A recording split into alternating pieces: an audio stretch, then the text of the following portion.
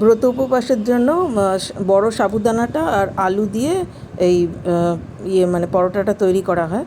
তো এটা খুবই সহজ। আর এর সাথে খাওয়ার জন্য যে চাটনিটা আমি বানিয়েছি সেটা হচ্ছে যে রোস্টেড চানাকে একটুখানি গ্রাইন্ড করে নিয়ে তার মধ্যে দই, তারপরে হচ্ছে আর যা যা দিতে চান, যেমন নুন, চিনি, আর হচ্ছে একটুখানি ভাজা মশলা যেটা আমার কাছে ছিল, এগুলো দিয়ে একটা চাটনি বানিয়ে নিয়েছি।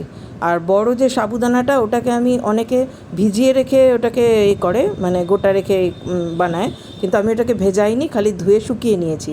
নিয়ে এবারে এমনভাবে গ্রাইন্ড করেছি যাতে কিছু সাবুদানা গুঁড়ো হয়ে যায় বাইন্ডিংয়ের জন্য, আর কিছু সাবুদানা গোটা গোটা মুখে পড়ে। আর আলুটাকে আগে কেটে ছাড়িয়ে সেদ্ধ করে রেখেছি, ঠান্ডা করে রেখেছি। ঠান্ডা আলুটা নিতে হবে, নাহলে আলুটা খুব হয়ে যায়, মানে জল জল বেশি হয়ে যায়। এবার আলুটাকে আর যা যা দিতে চাই, যেমন কাঁচা লঙ্কা, ধনেপাতা, কিছু ভাজা মশলা, নুন, এইসব দিয়ে ভালো করে মেখে নিতে হবে। আমচুর পাউডারও দিতে পারি।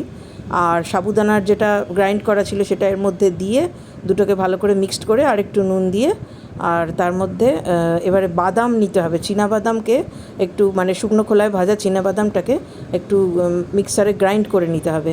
দিয়ে সেই বাদামটা যদি এই সাবুদানার এই মিক্সচারটায় দিই তাহলে খুব একটা ভালো খেতে হয়, নাটি ফ্লেভার হয়। আর আমি আমচুর পাউডারও ব্যবহার করি, তার কারণ আমি একটু টক টক ভালোবাসি। এবারে এই যে মিশ্রণটা হলো, এই মিশ্রণটা খুব একটা টাইটও হবে না, খুব একটা লুজও হবে না। এটা হাতে করে আপনি পরোটার মতো শেপ দিয়ে বা ছোটো পরোটার মতো শেপ দিয়ে বানিয়ে নিয়ে, ওই আলুর পরোটার মতনই থিকনেস হবে, দিয়ে কড়াইতে একটু কড়াইতে বা চাটুতে অয়েল ব্রাশ করে এটাকে এপিট ওপিট করে লাল লাল করে সুন্দর করে ভেজে নিতে হবে। আর তারপরে এটাকে ওই ছোলার যে চাটনিটা বানিয়েছি দই দিয়ে আর শাঁকা ছোলা গ্রাইন্ড করে, ওই চাটনিটা দিয়ে এটাকে সার্ভ করা যেতে পারে। যেহেতু এটা নিরামিষ খাবার এবং সম্পূর্ণ সৈন্ধব লবণ টবণ এসব দিয়ে তৈরি, আর এর মধ্যে আলু আর সাবুদানা ছাড়া কিছু নেই, সেই জন্য ব্রত উপবাসের দিন এটা সাত্ত্বিক আহার হিসেবে এটাকে আমরা খেতে পারি যারা ব্রত উপবাস করি। আর আমি ভালোবাসি বলে ওপর থেকে একটুখানি ওই আমচুর পাউডার দিয়ে দিয়েছি, একটু টক টক খেতে আমার ভালো লাগে তাই জন্য। তা আমার নাস্তা রেডি হয়ে গেল, আপনারা বানিয়ে খাবেন।